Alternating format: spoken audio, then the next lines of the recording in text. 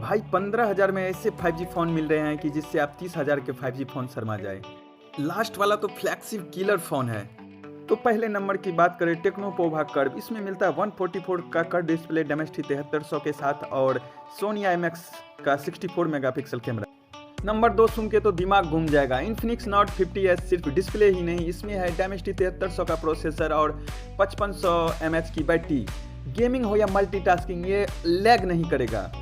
लेकिन 3 नंबर का तो मार्केट खत्म कर देगा, मोटो G67 5G। इसमें लगा है 50 मेगापिक्सल का सोनी का कैमरा और लिथिया 6 के साथ और स्नैपड्रैगन जेन 7 2।